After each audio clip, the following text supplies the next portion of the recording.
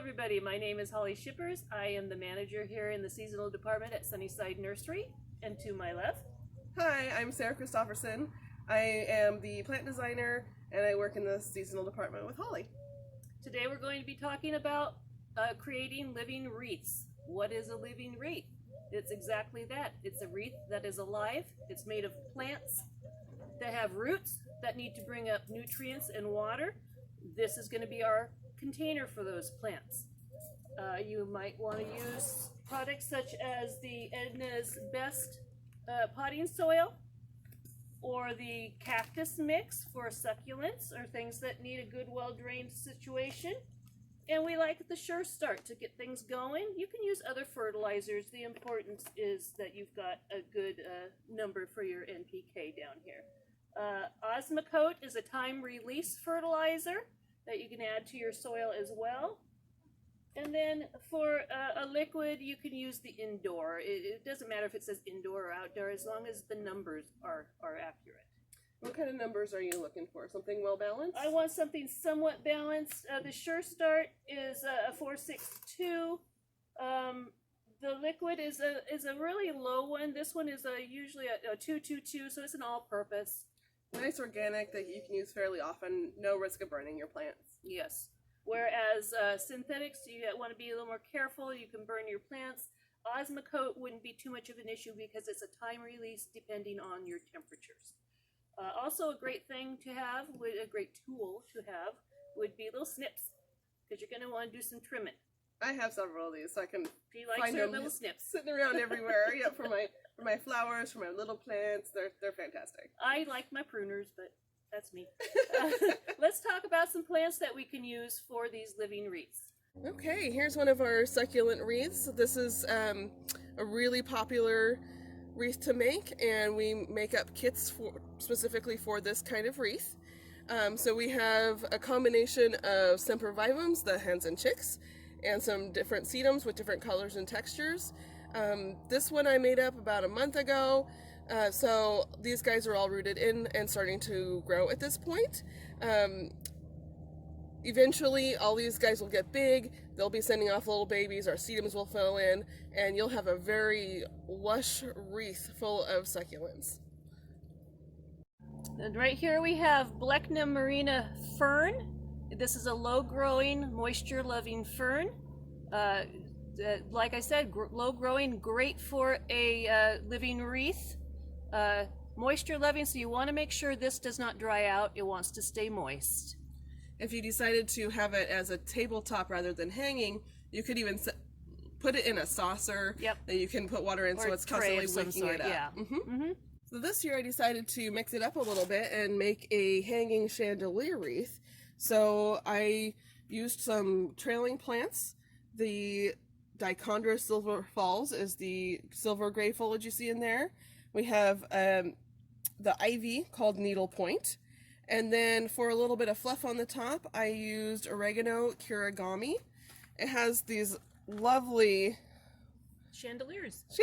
Yeah. So as this fluffs out and gets to be a bigger plant, we'll have a lot of these hanging down that if you hang it from above, you'll be able to see all this loveliness. And it's gorgeous when it's all mature and in bloom. So here are some great plants that do well for a living wreath. This is Saxifrage tricolor, gorgeous. All that pink and cream and green, it's just, I love it. I have this in my garden. I just love it. Here we have 3 different Juga choices. Beautiful, different colors, different textures. I love it when they are in bloom as a living wreath with their flowers poking out. That's such a cool look. Here we have Baby Tears. Yes, I'm petting everything. I love to pet my plants. Baby Tears is going to stay very compact. Give you a nice tidy looking wreath. Nice tidy wreath. This is Ophiopogon. This one is Pam Harper. There's a series of ladies, I call them, that are variegated. This one is Pam Harper. She will set off a little bit of a stem with a flower on the top, just like any of your other Ophiopogons would do. Sarah, you want to talk about some of the others over there? So up top here, in some more of the shade plants, we have the Blechno or Alpine Water Fern that Holly used in the fern wreath. And it's gorgeous with some of, see that bronzing? That's its new growth. So you've got some different colors going on. So Imagine pretty. that as a whole wreath with all those different colors. A little Liriope. This one is called Purple Explosion. So there you have an example of the flowers they put out. Here's another little dwarf monograss called Nana. Then we have Gaultheria, which we're going to see a little bit more of later. Holly's going to plant up some of this in a wreath. White flowers to start, and then they develop berries that turn into these lovely red shiny berries. So then you get your great winter interest as well. And then we have a little bit more saxifrage here and a bit more of the Ajuga. thank you, ajuga. A little more ajuga. This one's kind of a more tight growing ajuga. Now these first plants that we showed you are for the shade area, a shady situation. Now we're going to talk about some for sun. So these next plants are going to be for the sun. This one is Vinca. Vinca can actually grow in sun or shade. It's not particularly picky. It comes in a variety of flower colors, anywhere from that purpley magenta to white to blues. And that gets really long and trailing and is a very cold hardy perennial, so that would be a good one if you want to use that in a chandelier and have year-round interest. And this one right here is Sagina, also known as Irish moss. It's a nice compact, tight, not real moss, but that's just part of its name. It's not a true moss, but it's still a very nice compact plant. See these itty-bitty little white flowers? You can see all these buds. It's going to explode into little tiny white flowers, so that would be very pretty. This is Thyme Elfin. You can see how tight that is to the soil. Very tight. That's the way it's going to grow on your living wreath. Beautiful, beautiful thyme.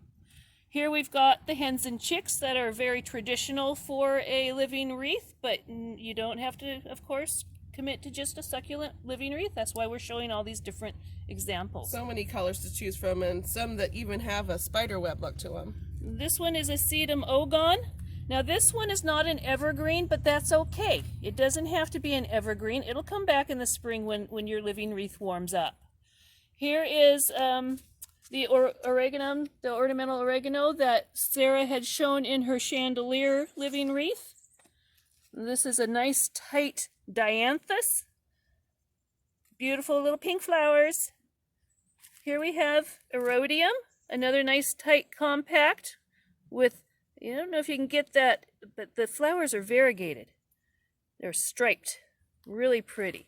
In this sort of application, you can put it in the center of a table, hanging it on a wall, and you can really get a close-up look at those flowers. And this is Rubus. Rubus is going to be nice and tight. The foliage is going to get a little bigger. It's an evergreen. In the wintertime, you see kind of where it's bronzy. The whole plant's going to start getting a little bronzy. It has little flowers almost similar to a strawberry flower, and then it has a golden berry on it. So it grows its own ornamentation. Sarah, you want to show us some more of the sunny ones? Sure. Okay, we have our blue star creeper. This, once it settles in, gets to be a very vigorous grower. So you could have a lovely wreath just full of this, having it bloom in the summer. I love this plant. We've also got a couple more times. Really, pretty much any time would work well for these living wreaths. We got a woolly thyme here, nice fuzzy leaves, low grower. And then this is the pink chinskits, the little sweet pink flowers on it. And then we have a few more sedums down here. Oh, did I miss a guy? Yeah, I missed a guy. He's hiding. This is Euonymus cuensis. It's a nice Euonymus for a living wreath. Now, is that one evergreen? That is. That's what's on the chimney. Oh, yeah. Yeah. So yeah, nice evergreen. Okay. And then we have down lower, we have a few sedum examples. There are so many to choose from. We won't go through all the names. No, there's Come and take a look. thousands, yeah. And here is Lysimachia Waikiki Sunset, or whatever the new name is. They always change names on us. Nice variegation. It's evergreen. Look at the flower. It's yellow with a red center. I have this as many borders in my gardens. I just love them. It's going to give you a fluffier wreath, but still kind of a nice rounded habit. This is Erica Ava Gold, known mostly for that bright foliage. It also has a deep pink flower. Erica being one of the plants that people know as a heather. Yes. Okay, let's move on. So this is one of the 2 kits that we will be offering. This one has your living wreath ring form, whatever you want to call it. You'll have a pot full of soil with different pieces of succulent. You'll have 5 rooted succulents. You'll have your pins, and these are only if you need them. They're to help secure some things that don't necessarily have roots to hold them in. And then you've got your dibble. A dibble is for making the hole, or helping you make the hole. And then underneath you'll have your moss that you will have to hydrate before you get started. And we'll show you what that looks like in a minute here. So you want to make sure you hydrate your moss ahead of time. We soak this for, about an hour should be sufficient. It's going to be pretty dry when you get it from your kit. But then you can see how it hydrates into beautiful moss again. And that will make it easy for you to form into your wreath ring. So mine's nice and hydrated. I'm now going to put it in the form. You want to make sure you're covering all of your seams, wherever the moss ends, you want to add more moss. Now when you have the roots showing, you want that on the inside, not the outside. You want the green moss on the outside. And you just keep putting your moss in. And you want to make sure you're covering the outside as well as the center part there, so that your soil does not fall out. So I'm starting with my outer edge, trying to find some of the chunkier pieces. And this is a messy job. You want to make sure that you're thinking ahead of time what kind of a mess you're going to make. It's going to be a dirty, wet, drippy mess. If you're doing this in your kitchen, you want to make sure you've got a tarp down. If you're doing it outside, you don't probably have to be too worried about outside at the picnic table or whatever. But be aware, it is a messy job. But that's okay. Mess can be fun. That's the best kind. That's the best kind. So we're working on this outer edge. And then we'll move on to the inner edge. So you kind of keep an eye on where do you have gaps through your moss. So keep an eye out for that. I need a little more on the bottom there. Now I'm going to work on the inner circle of the whole wreath form. Again, keeping in mind, you don't want to see through the form or through the moss. You want to be able to hold that soil in. Ooh, there's a nice chunk. We'll put that right there. You'll see there's twigs. You'll find twigs. You'll find cones. It's natural. We found, what did we find? We found a little cocoon, a mummified cocoon. So this is actual moss that comes from the forest floor. Sometimes it's called forest moss, sometimes it's called green moss. Okay, so we've got the moss in there. I think I need a little more there. Sometimes the little pieces are good for filling in the holes after you get your big pieces in. And you just kind of do what I'm doing. Push it against the wire, and if it feels kind of thin, just add some more little pieces. Now you don't want to add too much or you won't have room for the soil. But again, you don't want the soil falling through, so you just kind of use your own judgment there. So now that the moss is in there, you press it. You're making room for the soil. Oops, see where my fingers went through there? It needs more moss. Okay, so you just press it. A little more there. And I see I need a little more here. Don't want those roots showing. All right. Yep, and a little more there. See how you can do that? You can figure out where you need to add more. You want to make that trench for the soil now. Oh, that's not a rib, that's a stick. Don't let it trick you. Okay, so now I'm going to put the soil in. And that's what this container of soil is for. So just kind of gently get that in there. Now you want to make sure you're leaving room for some root space, especially if you're going to be doing larger things. And we'll show you that in a little bit on what to do with a larger rooted plant. Okay. Then you want to put your moss on the back. Now I'm not filling it with soil because I'm going to be using some larger rooted plants for this one. So the backing, you don't have to worry so much about, you know, big solid pieces because you're going to have a metal back holding it together. At least in this situation. Sarah's going to show you a different way of using your form in a little bit. Okay. So we've got our moss on the back. Make sure it's all there. Nice and fluffy. Tuck its corners in. Ooh, that was a good save. Oops. You can't come with. All right, so that feels pretty solid. I'm going to put the back on. Drop it on. So you want to hook it there, and then you pull until you hook it again. Pull, and then this last one's going to be a big pull. Oh, It's there we go. wire, so it takes a little muscle, but not So too bad. you can see how it's a little fluffy, a little hairy. This is where you can start trimming. You want to hand me the scissors? My pruners won't do the trimming on this. So you just kind of tidy it up. You can have it fluffy, mossy do this fluffy to your too. liking. Yeah. If you want a very mossy, natural look, leave Go it. for it. You know, I did not trim the one with the ferns behind me because I like the idea of the forest floor looking natural with the ferns. I did pat it down a bit though. All right, so Sarah, I'm going to work on this. Well, I guess I'll show you the Gultheria. I'll put some Gultheria in. I'm thinking ahead. I'm going to do Christmas. So these are going to be big red berries by Christmas time. I'm going to do Gultheria procumbens as well as the Ophiopogon Pam Harper. So this is a little 2-inch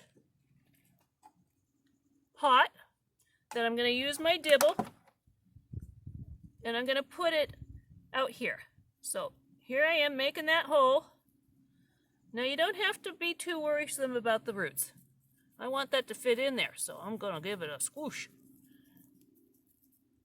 And shove it in there. And then just pull the moss around it. And there you go. Now Sarah's going to take you down succulent land and do a succulent wreath. And I'll work on this while she's doing that. Okay, so here is a wreath that I've been using one of our put together kits for. So you can see I mossed it all, I put my soil in, because I'm using things with the very small root balls or completely not rooted in. I put plenty of soil, the cactus and succulent soil. You can use regular potting soil for the succulents, just realize that it is going to take longer to dry out, and with succulents you want to let it dry out between waterings. This one, a little bit more baby. The first one we showed you, like I said, has rooted in and has started to grow. So I did put in a little bit bigger guy here to start so he'll show up. But I do have some little pieces of sedums. Once these root in and take off, they're going to be nice big fluffy masses and color spots. So this I left kind of shaggy. So that's one look. Over here where I still have some space to put plants, I've trimmed this down a little bit. Makes it a little bit easier to see some of your little guys. So whichever look you want to go with. So I've got my dibble. I think I'll start with this big guy. Kind of get him spaced where I want him with all my other ones that I've already put in. And you can see, using the front of the wreath form, we have this center rib, so we're kind of staggering plants. I'm getting some toward the inside. I'm getting some more on the outside. So I get a nice full rounded look. So I think I'm going to go right here. This guy has kind of a little bit of a root ball on him. So I'm going to make this opening kind of wide. You can hopefully see there that I've kind of got an opening down to the soil. I'm going to kind of wrestle this guy in here. These roots are really resilient. I'm using my dibble, or chopstick as we sometimes call these ones. Hey, it's a professional tool, it's a dibble. I'm poking those roots down in there so they'll make contact with that soil sooner, and they'll root into this moss too and work their way back to the soil. So that guy, once I kind of smooshed in around him, he's pretty stable. I have another little guy here. Well, I'll do a couple. So this one, little baby, has a stem on it. I'm going to break or snip, whichever you're more comfortable with, a little shorter just so it's easier to work with. I'm going to make a little hole for him. Obviously, he doesn't need as wide of a hole. Stick him in, and he'll be growing roots on that in no time. Now this guy, one of my cool cobwebby guys, doesn't really have anything too stable to hold him in. So I'm going to stick him here. So that's a nice thick spot of moss. I'm going to try to get his roots in there, but they'll find their way. And I don't want him to fall off. So it's a little trickier with the small guys, but here's my pin. And I'm going to kind of catch part of this and just stick it on through him. It's not going to hurt him. And then I'm going to kind of bury this down sideways into my moss to hold it tight. And now he's going nowhere, so he's not going to fall out. He's going to stay there and root in. And how about a sedum? Here's a pretty good-sized guy. We just had these cuttings sitting on top of dry soil, and they're growing roots. And if you buy one of the kits, you'll end up with some of these guys with the roots that have just been rooting in the air. I'm going to make a nice hole for him. Use my dibble to tuck those roots in. You can shove the stem in there if you want. You know, if we feel like maybe that's going to be a little wobbly, I've got that stem in there, so I'll just kind of put this on either side of the stem and stick it in. Fluff the moss around it. He's going nowhere. And how about one more? This one, no roots coming yet, but they will. All you need is this stem, and I could really even take it up off to here and it would root. It's amazing. They'll grow roots anywhere they think they're gonna get to the soil. It's just that stem will help hold it in. Another little hole. Nicely trimmed area. Freshly mowed lawn. It's being a little stubborn. There we go. Okay. So you just keep going around that way until you have it looking like you want and have used up all the succulents you want. And then it's best, even if you want to hang it later, to leave it sitting this way with the succulents on the top for probably at least a couple weeks, 2-3 weeks, until these guys start to root in and anchor in. And then you can hang it if you'd like. Do keep in mind that when you have your wreath hanging, the top part is going to dry out faster than the bottom. So we recommend lifting your wreath often to see how heavy your light is to know if it needs to have some water. And sometimes, feeling it, you'll be able to tell that part of it, often the top if it's hanging, needs to be watered and the bottom is just fine. So you can lay it down like this in water with a watering can or a hose and just do part of it if you need to. Did you mention the letting it stay dry for a few weeks for rooting? I did not. Okay, let's mention that. That's an important thing. Succulents, being succulent and containing a lot of moisture in their leaves, they can go quite a while without moisture. So even these guys that have roots are going to be fine. It's best to leave it for at least a week. No, 3 weeks. 3 weeks? Yeah. 3 weeks. 3 weeks dry to let them root in so they're not rotting. And then once they have roots, that first time you might want to soak it because it's going to be really pretty dry, and soil that's super dry can get hydrophobic and repel water. So putting it in a big saucer, a sink, a bird bath, whatever you have to let it soak up some water and completely saturate. That's the best way to go about it. And then use a hose too. I use the hose at home. Yeah. Yep. Trickling, making sure that when you're lifting it and feeling that it's gaining some weight, and then let it dry out again between waterings. And it's important to keep it dry during those 3 weeks of rooting. So if it's outside and it's going to rain, get it in an area where it won't get rained on. It's very important That's to a good stay point. dry. Yeah. We do have rain occasionally here in We the just Pacific did. Northwest. Just had some August rain. All right, so moving on. So I'm going to be putting in a 4-inch pot. So it's a much larger pot than the area is. This is the Ophiopogon Pam Harper. Now, we've added soil in here, so we don't need to shove all this soil in that little hole. So you want to take some of that soil away. So you just have this root system. Now I kind of give it a little squeeze so that it can go right into that little hole. And you want to shove it right in there. You're going to have to work your way in, using your thumbs. Tuck it under that wire. You can do it. Most plants are real tough and resilient. Yeah, you don't have to be gentle on most. So we get all their roots in there. Move all that moss back over that root system. Let's get all your roots in there, lady. Now this is going to be a Christmas wreath. So down the road, this will be full of the Gualtheria that will have the white flowers on it. And then in November, December, it's going to have big red berries. So you're going to have red and white and green, and it'll be very Christmassy. It's all evergreen, so it's going to look great all winter. Now both these plants, you make sure when you're doing a mixed wreath that they require the same light and the same watering needs. These two do. And that'll make a gorgeous Christmas wreath. Living Christmas wreath.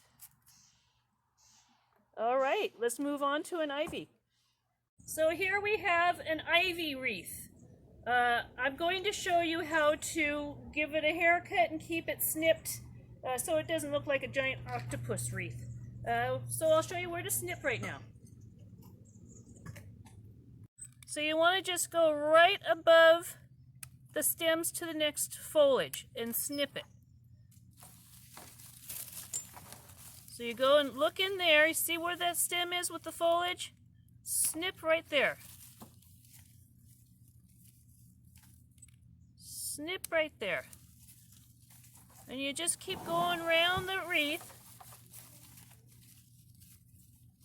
It can feel a little harsh to cut off all of those tendrils, but the plant will respond with vigor and get nice and fluffy. And you just keep doing that as it sprouts some more of these little octopus legs. Now this one, I don't want that sticking out, so I'm going to get rid of that one as well as snipping below this one.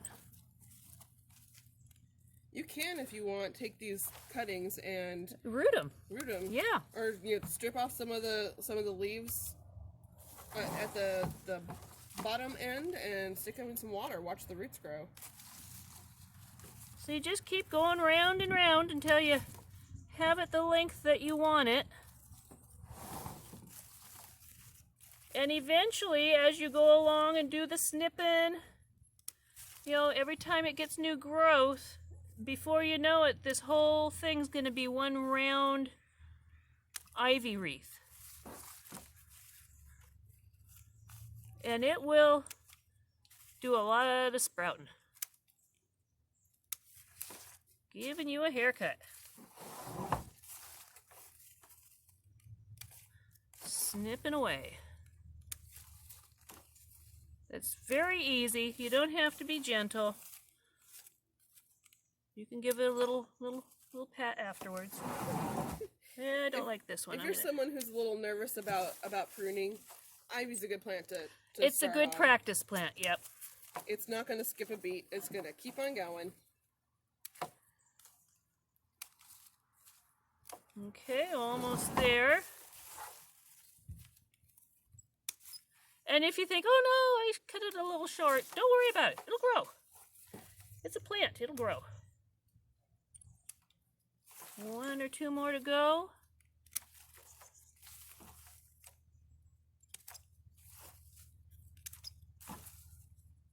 Snip. All right. So now you've got a snipped wreath, and this is where you just kind of take a look and see, okay, do I want to snip it more somewhere? I think I do. Right here. Now, some of them are poking out. That's okay. As it grows and as you prune it, it'll eventually be a nice tight wreath. Oh, look at that. We got one that was hiding. And if you wanted to, you could use those little pins to tack some stems down, and they'll root right in. Force them down. Let's see. Just stick a pin in. This guy wants to poke his head up and say hi. Just stick that pin in. See how it holds it down? We'll hold you down too. Those pins are very handy. We'll hold this one down. Right there. The other ones aren't too bad. You could take this guy and move it, Yeah, spread him you apart can if you wanted. relocate them. Woohoo! We're pinning now. It's like doing here. I want this one over here. Who else? Who wants ones? We'll do this one. We'll pin this one over.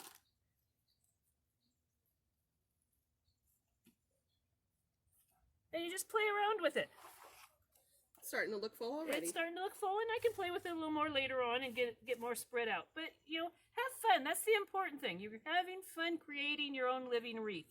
Use your imagination. Don't worry about making mistakes. This is how we learn. You decide you don't like something that you did, Then you change it. Change it, yeah. Do it different next time. Change is good. So you see all these scraps down here.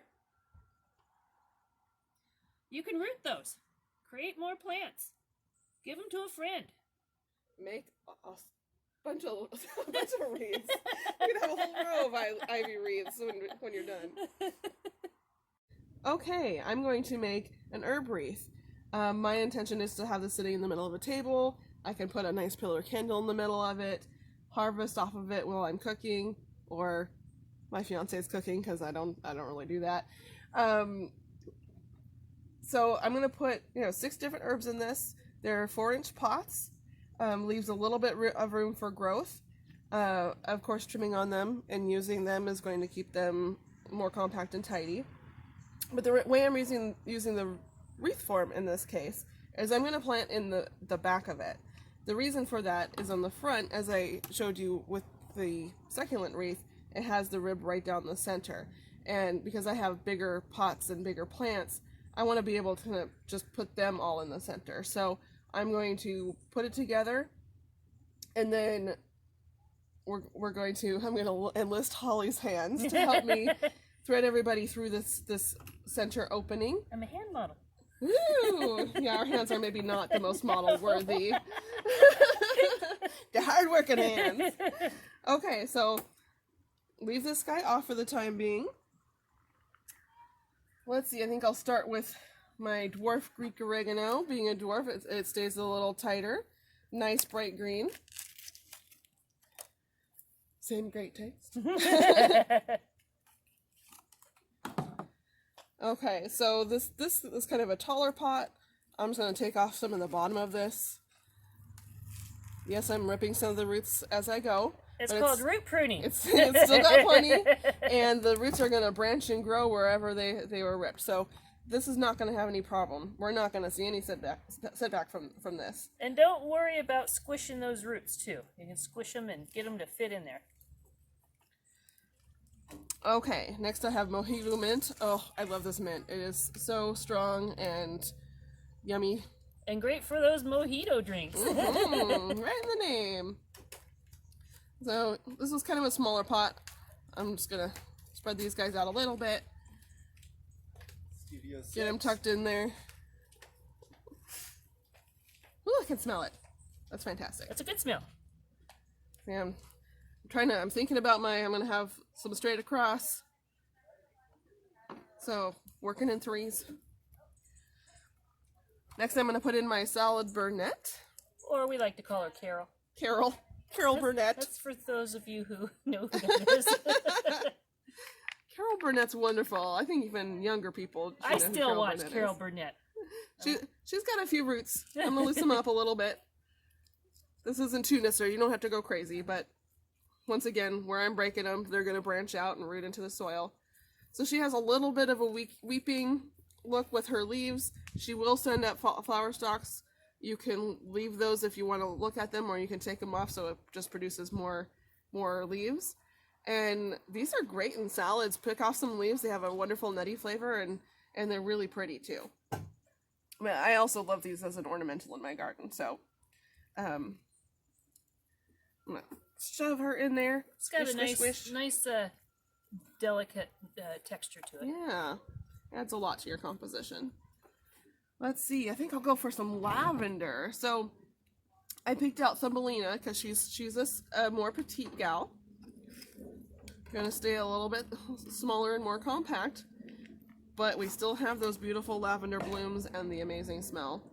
Again, one of those taller pots. I'll take a little off the bottom. Lavender you can use in pork roast, lamb roasts, or you can use it in baked goods with lemon. Or even just a little aromatherapy. Or that. Hey, why That's what I not? was doing last night. Sniffing on some lavender. So you can see I've got that straight across from my marjoram. So I have my spacing pretty good. Alrighty, what thyme did we pick out? Lemon. Variegated. The variegation, of course, adds some loveliness. We've got the yellow variegation around those bright green leaves. This guy being a creeper, gonna stay fairly low. What'd you call him? Oh, it's a creeper. Sorry, not a creeper. This is a pretty squishy root ball, so I'm just gonna make it a little narrower. Smooshed up. Smoosh it in there. Rosemary. So we love Irene. She's a great weeping, trailing rosemary. This would be a great one going over, rock walls or anything, or in a wreath. Now this is a quart size, so we didn't have it right now in the 4-inch, so we had to go with the quart. So I'm gonna have to take some of this soil off.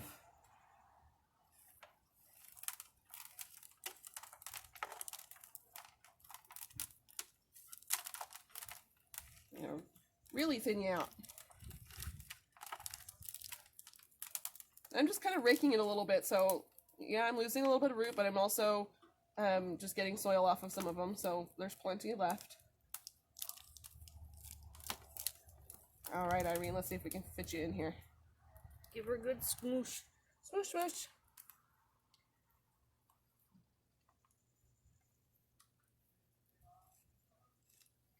And you can trim her up too if her tentacles are too wild, but I like her that way. Alrighty. So you can see I started without soil in my wreath form because these big root balls take up quite a bit of space. So now that I've got them all in there, I'm going to use my soil that is... Finger. Thank you. Thank you, You assistant. can use my soil. And I'm filling in the sides, the little pockets in between. So where do my hands come in? You didn't need them. Well, not yet.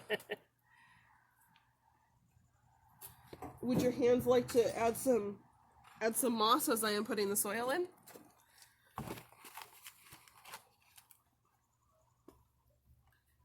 And stick your fingers down in there. Make sure you're filling those pockets.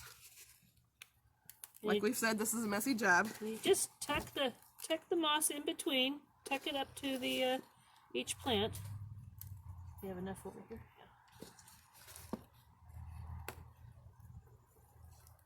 Yeah. And not only does the moss look attractive, but it helps hold it in and it helps with moisture.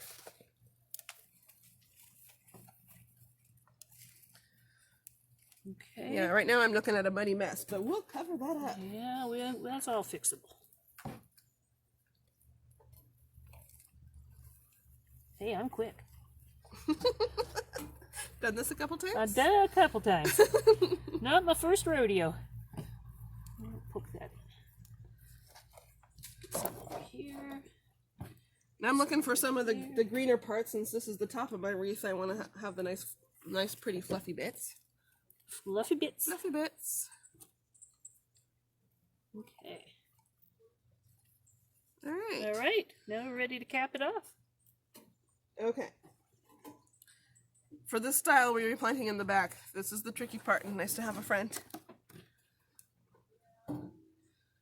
Because I want to weave all these plants through the center as much as possible. Some of them might go to the sides, and that's okay. Oh yeah, get those lovely flowers in there. Yeah. Let's see, Irene, what do you want to do? So Oh, if you smells do wonderful. this as a group, you can help each other out. I think you're gonna go over the top. Ooh, it smells so good. Making me hungry. Whoops, something broke. I heard something. Don't worry about it if you hear something. Pruning. You cut off a branch, it means you'll get two in its place. There you go. Okay, we'll get some more Alright. thyme tucked through. And you don't have to worry about every single piece tucked Yeah, through. they can go to the sides. Because eventually this is going to be a full wreath that you're not even going to see that it's tucked through.